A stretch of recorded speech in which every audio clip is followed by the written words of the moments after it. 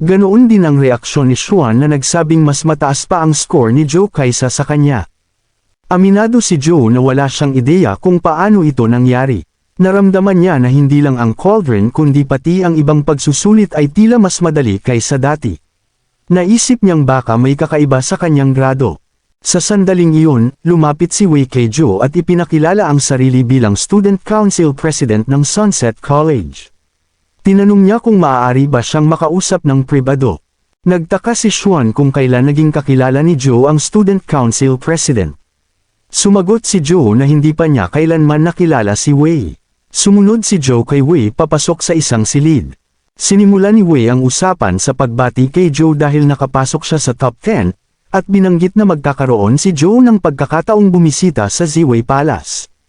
Ipinaliwanag niya na napakabihira para sa isang mortal class student ang makamit ang ganoong kataas na ranggo. Tinanong ni Joe kung sinadya bang gawing mas madali ang kanyang pagsusulit, at bakit gagawin iyon ni Wei para sa isang estranghero. Sumagot si Wei na naniniwala siyang may napakalaking potensyal si Joe. Ipinunto ni Wei na ang Ziwei Palace ay isang mahalagang oportunidad para sa isang bagong estudyante at malaking sayang kung hindi ito mapapakinabangan ni Joe. Hiniling ni Joe na maging diretsyo na si Wei. Sa puntong iyon, isiniwalat ni Wei na bakante ang posisyon ng Vice President at iniaalok niya kay Joe ang nominasyon para rito. Tumayo si Joe, tinanggihan ang alok, at sinabing wala siyang interes na sumali sa Student Council. Nabigla si Wei dahil ang Student Council ay may kontrol sa maraming aspeto ng kolehiyo at buhay estudyante, at maraming mag-aaral ang nangangarap maging Vice President. Ikinagulat niya na may tatanggi sa ganitong oportunidad.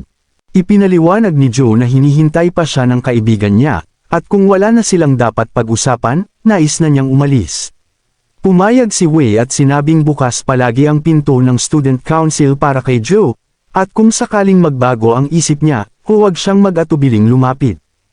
Pagkaalis ni Joe, tinanong ng babae si Wei kung bakit tinanggihan ni Joe ang ganoong kalaking oportunidad. Sumagot si Wei na ayos lang yun, hindi mo basta-basta mapapasunod ang isang tao sa loob lamang ng isang araw.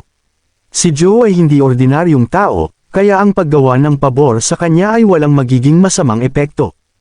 Ipinakita naman ng babae ang ilang dokumento mula sa kolehiyo na kailangang repusuhin ni Wei. Tinanong ni Wei kung ano ang mga iyon habang sinusuri niya ang mga dokumento. Naisip niya ang tungkol sa exchange student mula sa Covenant College. Nagbago ang tagpo sa isang gusali kung saan galit na galit si Liz at pinaalis si JN. Nagtanong ang isang babaeng nag-aalala kung kailangan ba ni Liz ng pahinga. Nagkomento si JN na nakakagulat na isang mortal class student lang ang nakapagpaabala kay Liz ng ganoon. Sumagot si Liz na kasalanan iyon ni John. Nagpatuloy si John sa paliwanag na nag-apply siya bilang exchange student sa Sunset College partikular para makilala ang taong naging dahilan kung bakit na-offend ng kanilang A family ang Cape family. Tinukoy niya na si Joe ba ang taong iyon. Nagtipon ang 10 pinakamahuhusay na estudyante malapit sa gate ng Ziwei Palace. Binigyan sila ng arrow-shaped tokens na nakuha ng kolehiyo mula roon, at kakailanganin nilang gamitin ang mga token na ito upang makuha ang mga kayamanang nasa loob ng palasyo. Ipinaliwanag ni Wei na sari-saring bagay ang maaaring makuha, mula sa secret skill o companion egg hanggang sa mga anti-gong gamit o alahas. Nang tumunog ang kampana, bumukas ang gate. Inutusan silang pumili ng isang light ball, suloksakin ito gamit ang kanilang token, at ang item sa loob nito ang magiging kayamanan nila. Sabi ni Fang, napakaraming pagpipilian kaya mahirap pumili. Isang lalaki ang nagbato ng kanyang token para pumili ng item at sinabing umasa na lang sa swerte dahil imposibleng matukoy ang halaga ng mga bagay base sa itsura. Nakakuha siya ng kayamanan at tinanong ni Shia kung hindi ba niya ito bubuksan. Sumagot ang lalaki na, opportunity makes the thief. Naisip ni Joe na iisa lang ang kanyang pagkakataon, at kung mahanap niya ang dungeon mark, madali niyang makukuha ang lahat ng kayamanan. Patuloy siyang naghanap ngunit hindi niya nakita ang simbolong hugis kamay. Nakakita siya ng gate at inisip kung naroon ito sa likod. Binalaan siya ni Zing na huwag nang lumapit pa dahil nilamon na ng gate na iyon ang napakaraming eksperto na nagtangkang pumasok. Ayon kay Zing, kung nais ni Joe na manatiling buhay, dapat siyang lumayo sa gate. Nagpasya si Joe na huwag na lang hanapin ang Mark at pumili na lang ng kayamanan. Lumapit si Shia at tinanong kung gusto bang siya na ang pumili para kay Joe. Pumayag si Joe at tinanong kung nakapili na rin siya para sa sarili niya. Tumango si Shia at ipinakita ang isang malaking treasure box. Sinabi ni Joe na pipili na lang siya ng random at aasa na lang kay Shia. Kinuha ni Shia ang kanyang arrow, itinapon ito ng hindi tinitingnan, at kumuha ng isang kahon. Sinabi niyang hindi niya alam kung ano ang laman ngunit tiyak na maganda iyon dahil siya ang pumili. Pagbukas ni Joe ng kahon, natagpuan niya ang isang sinaunang lampara at naisip kung makakakita ba siya ng genie kapag kinuskos niya ito. Pagkakuskos niya, may lumitaw na maliit na apoy at naramdaman niyang kinokontrol ng napakalakas na puwersa ang kanyang katawan. Napilitan siyang sumayaw dahil sa lampara. Naramdaman niyang kakaiba ito, ang mga hakbang ng sayaw ay tila sinadya upang igabay ang lahat ng kanyang vitality papunta sa isang bagong daloy. Ipinahiwatig nito na ito ay isang vitality technique. Pagkatapos, nakita ni Joe ang isang babae na inuutusan ang kanyang hukbo na patayin ang mga Diyos kung sila'y tutol, at patumbahin ang mga immortal kung sila'y lumaban. Idineklara ng babae na hindi siya makikipag-usap sa mga Diyos ni papanig sa mga immortal. Nagtaka si Chu sa kanyang nasasaksihan, at napagtanto niyang pagbalik niya, iyon na ang katapusan para sa mga immortal. Pagdilat niya, nasa kanyang silid na siya. Tuwang-tuwa ang Banana Fairy at siting nang magising si Joe. Napansin niyang kusa na namang lumabas ang dalawa. Naisip din niyang matagal-tagal na rin mula nang nakaranas siya ng maayos na tulog, dati-rati ay lagi siyang binabagabag ng bangungot, ngunit sa wakas ay nawala na ang mga iyon. Sinubukan niyang bumangon ngunit sa sobrang lakas ng puwersa ng kanyang katawan, nabasag niya ang kisame at bumagsak sa sahig sa itaas. Nabigla siya sa lakas na taglay niya ngayon. Isang babaeng nakatapis ang lumapit, galit na galit, at sinampal siya. Pagkatapos ay tinawagan ni Joe ang mga manggagawa upang ipaayos ang nasirang bahagi. Tiningnan niya ang kanyang profile at naisip na marahil ay nakaabot na siya sa legendary class. Napakaswerte niya, ngunit curious siya tungkol sa Life Providence King Sai at kung anong uri ng palaisipan ang dala nito. Nagtaka siya kung bakit hindi niya makita ang kanyang stats tulad sa isang laro. Bagamat dapat ay nararamdaman ng bawat isa ang kapangyarihan ng kanilang Life Providence, ang sa kanya ay parang pakiramdam lang at walang malinaw na gabay. Hindi siya sigurado sa epekto nito, ngunit tiwala siya na kayapan niyang paunlarin ang kanyang stats at hindi na niya kailangang mangamba sa kamatayan kapag naghahatch ng mga legendary class creatures. Sinuri rin niya ang iba pa niyang mga vitality techniques. Habang sinusuri niya ito, natuklasan niyang maa-access niya ang lahat maliban sa King Sai. Bukod sa First Order of Chaos, ang bawat vitality technique na kinopya mula sa Immortal Sutra ay may sariling pangalan at life providence. Panahon na raw para galugarin pa niya ang iba't ibang lugar. Pumasok siya sa isang dungeon sa ilalim ng isang kuweba at sa tulong ng kanyang mga alagang hayop, nilabanan niya ang mga kalaban. Inutusan niya ang mga ito na magsilbing panangga habang siya ay lumalaban.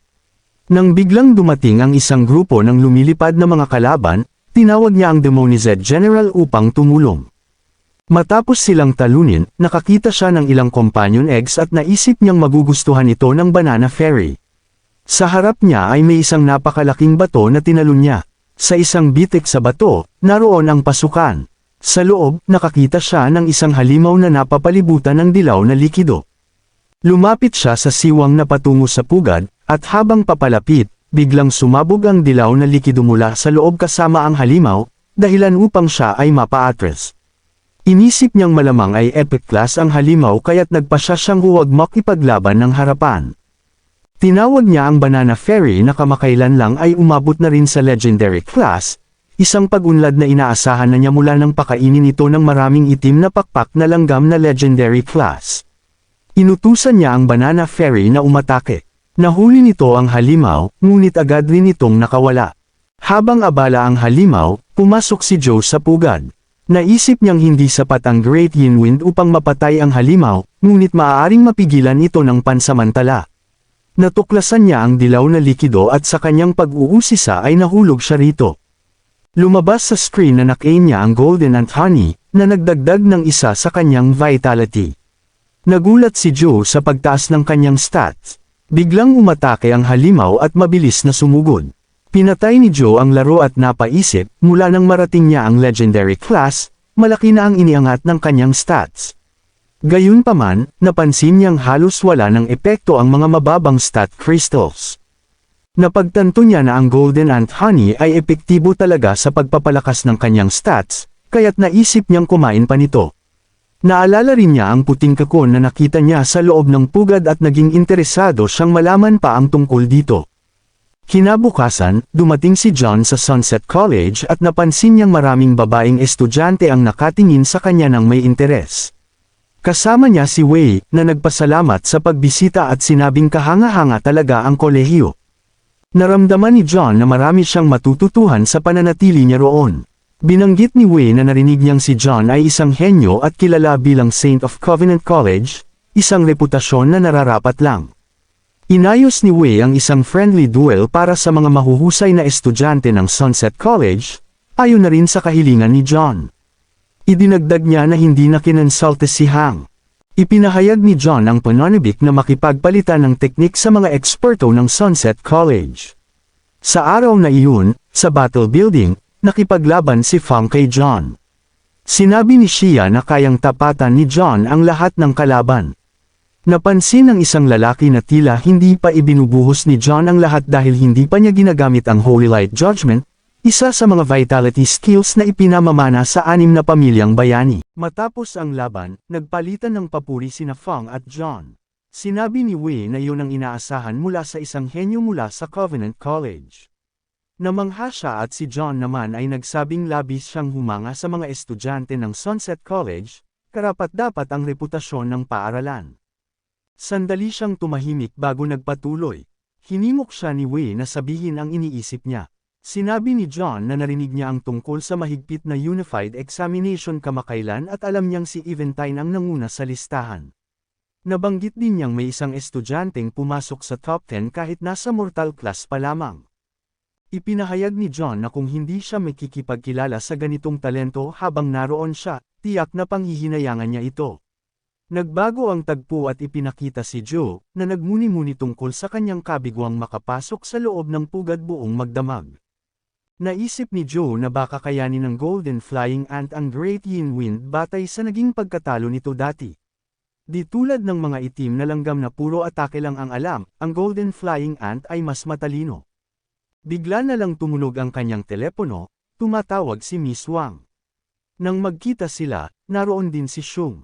Tinanong ni Joe kung bakit nandoon si Xiong. Sagot ni Xiong, mas mabuting si Miss Wang na raw ang magpaliwanag. Ipinaliwanag ni Wang na pinag-iisipan ng kolehiyo na bigyan si Joe ng pansamantalang pahinga. Nagtanong si Joe kung ano ang ibig sabihin nito. Ibinunyag ni Wang na isang exchange student mula sa Covenant College ang partikular na naghamon kay Joe. Ang estudyanteng ito ay kapatid ni Liz. Tinanong ni Joe kung sino si Liz. Ipinaliwanag ni Shen na si Liz ay ang babaeng pula ang buhok na nagtangkang patayin si Joe ngunit siya ang malubhang nasaktan sa halip. Nagpatuloy si Wang at sinabing sina John at Liz ay mula sa Cape Family, isa sa 6 na hero families na kilala sa kanilang namamanang kapangyarihan. Di tulad ni Liz na hindi pa nakakamit ang buong kapangyarihan ng kanilang pamilya, si John ay taglay ang heroic physique at isang makapangyarihang life providence na dahilan kung bakit tinatawag siyang Saint sa kanlurang rehiyon. Hindi sigurado si Wang kung paano nakapasok si Joe sa top 10, ngunit ginamit ni John ito bilang dahilan upang hamunin siya. Malamang ay nais ni John na maghiganti para sa kanyang kapatid sa pamamagitan ng pagtatangkang patayin si Joe. May alinlangan ang kolehiyo tungkol sa ranggo ni Joe ngunit hindi na nila ito inimbestigahan pa dahil sa kanilang obligasyon sa A family. Kung hindi raw kayang patunayan ni Joe ang lakas niya sa antas ng kolehiyo, magiging kahihiyan ito sa institusyon. Kaya't mas mainam na manatili siya sa ilalim ng proteksyon ng A family. Samantala, pinalibutan ng mga babaeng estudyante si John at inihayag ang kanilang pagdududa kay Joe. Inimbitahan nila si John na mag-lunch. Biglang dumating si Jing at sinadyang sipain si John sa mukha. Tinanong ni John kung anong ibig sabihin noon. Sagot ni Jing, alam na raw niya kung bakit. Ipinaliwanag ni John na may hindi pagkakaunawaan at nilinaw na dahil si Joe ay nasa listahan ng mga eksperto ng kolehiyo, gusto niyang makipagdulaw dito. Tinanong ni Jing kung may lakas ng loob si John na siya na lang ang kalabanan. Tinanong ni John kung ipinagtatanggol ba ni Jing ang reputasyon ng kolehiyo, o kung naniniwala ba itong kulang sa lakas si Joe. Inakusahan niya si Jing na pinuprotektahan si Joe dahil hindi patas ang naging pagpili nito ng kayamanan. Sumang-ayon ang ilan sa paligid at sinisi si Joe. Sinabi ni John na kung hindi nandayes si Joe, hindi siya magtatago sa likod ni Jing. Ikinasa niya ang duelo sa loob ng 3 araw. Lumapit si Joe at iminungkahing gawin na ang duelo agad. Tinanong ni Jing si Xiong kung bakit nandoon si Joe. Pinili ni Joe na ituloy na ang laban kaya't nagpa siya si Wang na panoorin ito. Ipinakita ang duelo sa malaking screen upang mapanood ng iba pang estudyante. Sinabi ni John na dahil reputasyon ng kolehiyo ni Joe ang nakataya, nararapat lamang na masaksihan ito ng lahat. Tinanong niya si Joe kung okay lang ito. Sumagot si Joe na bahala siya. Nagkomento si Shen na marumi ang taktika, habang kumpiyansang nagsabi si Fang na mananalo si Joe. Inihanda pa ni Fang ang 2 lightning sticks bilang suporta. Sinabi ni John na hindi niya masyadong pahihirapan si Joe. Ipinaliwanag niyang kung makakatagal si Joe laban sa kanyang companion pet sa loob ng 10 minuto, siya na ang panalo. Tinawag ni John ang kanyang alaga. Tumugon si Joe at binaba ang hamon, gawin na lang daw 1 minuto. Pumayag si John, iniisip na kaya niyang talunin si Joe sa loob ng 1 minuto. Nang umatake ang alaga ni John, sinabi ni Joe na tatapusin na niya ito sa loob ng 1 minuto. Tinawag niya ang sarili niyang pet. Ayon kay Wang, ang alaga ni John ay ang Holy Spear Knight mula sa Camelot, sinasabing si Lamorek, isang makasaysayang Knight of the Round Table, at isa sa pinakamalalakas na companion pet sa legendary class. Umatake ang Holy Spear Knight kay Joe gamit ang espada, ngunit hinarang at pinawi ito ng Demonized General ni Joe. Nagulat si Xuan at nagtanong kung kailan pa nakuha ni Joe ang ganitong kalakas na alaga. Napansin ni Jing na hindi ordinaryo ang Demonized General. Nakita ni John na epektibo nitong na-counter ang atake ng kanyang knight. Nagpakawala muli ng isa pang atake ang knight, ngunit muli itong naitabla ng Demonized General. Sinabi ni Xuan na sa ganitong depensa, posibleng talunin ni Joe ang knight sa loob ng 1 minuto. Ngunit naniniwala si John na hindi ganoon kadaling talunin ang Holy Spear Knight, at nagkamali si Joe kung akala niya'y sapat lang ang depensa. Nang pinakawala ng knight ang isang Shattering Frost, agad itong sinagip ng Demonized General gamit ang isang Protective Circle, ikinagulat ni John. Pagkatapos, hinawakan ng Demonized General ang knight sa leeg at pinakawala ng isang malakas na Astral Fist, durog ang knight. Natuwa si Zan at sinabing tila pinalabis lamang ang titulong Saint ni John. Ayon kay Fang, inaasahan na niya ang ganitong performance mula kay Joe. Napansin naman niyang na kayang gamitin ng Demonized General ang 2 natatanging vitality skills. Gamit ang kanyang Holy Emperor Physique, kinilala ni John ang lakas ni Joe at humiling ng isang tunay na duelo. Tumugon si Xiao na hindi na ito kailangang ipagpatuloy. Nagpusta si John para sa karangalan ng Cape family at inalok ang isang companion egg ng Rebellious Knight, na sinasabing taglay ang kapangyarihan ni Lancelot. Nagtanong si Joe tungkol sa mga patakaran. Ipinaliwanag ni John na simple lang ito, harapin ang natatanging kasanayan ng pamilyang Cape at salagin ang kanyang pag-atake. Sa pagsisimula ng duelo, naglunsad si Joe ng isang atake na nagpayelo kay John. Idineklara ni Shu na talo na si John. Binasag ni Joe ang yelo upang palayain si John at kinuha ang itlog ng rebelding knight. Inatasan ni Ginang Wang ang iba na i-check ang kalagayan ni John. Naisip ni Jing kung itinago ba ni Joe ang tunay niyang lakas. Sa kanyang kwarto, sinuri ni Joe ang itlog ng rebelding knight at napansin niyang napakataas ng stats nito. Napansin niyang may 4 na kasanayan ng pet at lahat ng stats ay nasa 19, halos kasing lakas ng Demonized General niya. Nagtaka siya kung bakit mas malakas ang rebelding knight kaysa sa banal na knight, at bakit hindi ito ang ginamit ni John. Binasa ni Shu ang buong paglalarawan ng rebelding knight na si Lancelot at nalaman nilang ito ay may daladalang life providence ng isang pangunahing karakter. Si Lancelot umano ay inagaw si Queen Jiwei, na pinakamamahal ni Haring Arthur na siyang kanyang amo. Napagtanto ni Joe na malamang ay hindi pinisa ni John ang itlog ng rebelding knight dahil maaaring magdulot ng masamang epekto ang life providence nito sa tagapangalaga nito. Kinagabihan, may tawag si Ginang Wang kung saan pinuri niya ang kahangahangang performance ni Joe. Sinabi niyang tunay na pambihirang estudyante si Joe, laging may nakakagulat na resulta. Binanggit niyang kung si Joe ay isang hilaw na hiyas, ang kausap niya lamang ang kayang maghasa sa kanya. Ang kausap niya ay bumababa ng tanikala sa isang balon at sinabing si Joe ay mukhang isa na namang mahirap subuking estudyante. Nabanggit din nito na ang lakas ng mga companion pets ni Joe ay malaking bahagi ng pagkapanalo niya kay John. Sinabi niyang gagawa siya ng mga paghahanda base sa suhestyon ng kausap niya. Natapos ang tawag at tumalon ang lalaki sa balon. Lumipat ang eksena kay Joe na nakatanggap ng tawag mula kay Xuan. Sinabi ni Xuan na ipinaskil na ni Ginang Wang ang kanilang bagong assignment at pinapahinto siya sa pagtulog. Nang tingnan ni Joe, nakita niyang kailangang pumatay sila ng 10 bronze auspicious beasts sa restricted city. Nagtanong si Joe kung sigurado ba si Xuan na hindi delikadong dimensional area iyon. Sinagot siya ni Xuan na napuntahan na niya ito at hindi naman ganoon kapanganib. Ang restricted city ay isa sa mga pinakaliblib na underground city sa luyang underground network. Pan ito ng mga bronze dimensional creatures, at ang pinakamataas na klase ng hayop dito ay nasa legendary class lamang.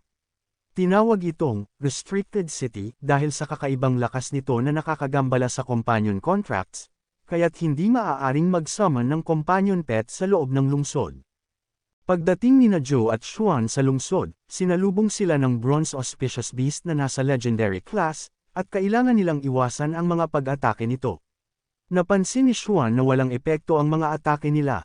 Nang sa wakas ay makasuntok siya, natuklasan niyang ginamit ng halimaw ang depensa nito upang itulak siya palayo. Gumamit si Joe ng Star Slashing Knife Aura at epektibo ito sa halimaw. Hinimok siya ni Jan na ipagpatuloy ang paggamit nito, ngunit sinabi ni Joe na naubos na niya ang kanyang mana sa atake. Gulat si Jan pero nagpersige pa rin sila. Habang nagpapahinga, binanggit ni Jan na ayon sa impormasyon ni Ginang Wang, ang bronze auspicious beast ay dapat normal na kalaban lamang. Pero ang halimaw na ito ay tila isang dambuhalang blok ng metal na hindi matinag. Napansin ni Joe ang isang dungeon mark at inisip na hindi naman mahirap itong hanapin. Tinanong siya ni Xuan kung nakikinig ba siya, at idiniin na tila mahirap ang assignment, lalo pat hindi sila maaaring gumamit ng companion pets. Napag-isip ni Joe na hindi naman lahat ng pet ay ganap na walang silbi. Kahit na hindi niya maramdaman ang koneksyon sa karamihan ng pets niya, ang Banana Fairy at Ting ay naririnig pa rin niya. Para maiwasan ang gulo, nagpasya si Joe na itago muna ang kanilang presensya at sundin ang mga limitasyon ng lungsod. Ipinaliwanag ni Joe na malakas ang depensa ng halimaw, ngunit hindi ito walang kahinaan. May mga sandali na mahina ito, depende sa paggalaw. Ayon kay Jan, kahit mali ang impormasyon nila, posible pa ring matalo ang halimaw. Ngunit kung magkamali ang kanilang mortal class na kaklase, maaaring ikamete nila iyon. Pinakalma ni Joe si Jan at sinabing hahanapan niya ng solusyon para makamit ng lahat ang tagumpay. Napansin ni Jan ang kabutihan ni Joe. Idinagdag ni Joe na kapag natalo ang halimaw, tiyak na may matatanggap silang mahalagang gantimpala, na maaari niyang gamitin upang suportahan si Hang.